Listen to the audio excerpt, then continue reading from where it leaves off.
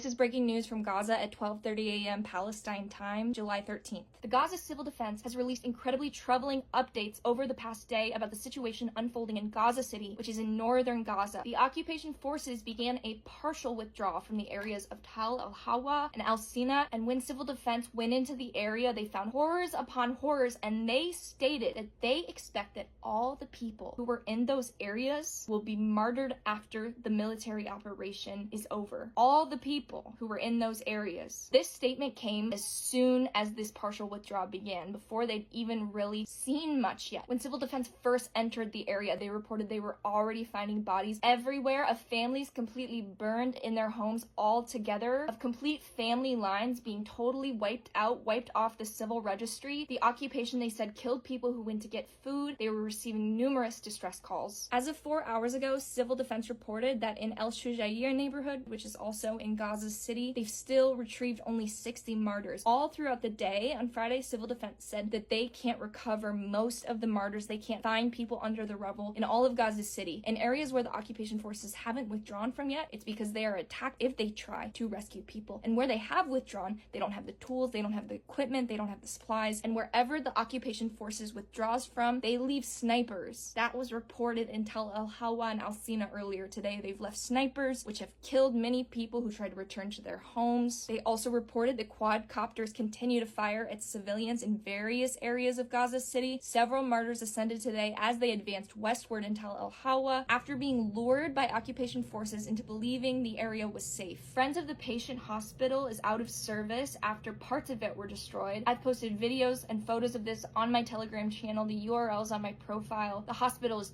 torched. Parts of it have been bulldozed. The Salam Clinic is out of service after being completely destroyed during the ground operation. The Arab Ali El Mamadani Hospital is back in operation and receiving cases. That's the hospital that was bombed a couple weeks into, I think, October. It was bombed, remember? 500 or something. How do we even keep track anymore? That hospital is back in service. The reason any of these hospitals come back in service is because members of the community have been restoring them. They've been going in, they've been cleaning up their rubble, they've been recovering the bodies of martyrs, they've been doing everything they can to at least bring these things functioning again. And the Azure Bakery is back in operation and open to the public. So these areas have been completely destroyed and people rebuild. People are already rebuilding their homes amidst bombardment. And civil defense reported yesterday, in my video yesterday, that areas in El Shujaia in Gaza City that weren't destroyed in the first military operation have been destroyed now. But people will rebuild again and again and again and again. That's the Palestinian principle of steadfastness, samud.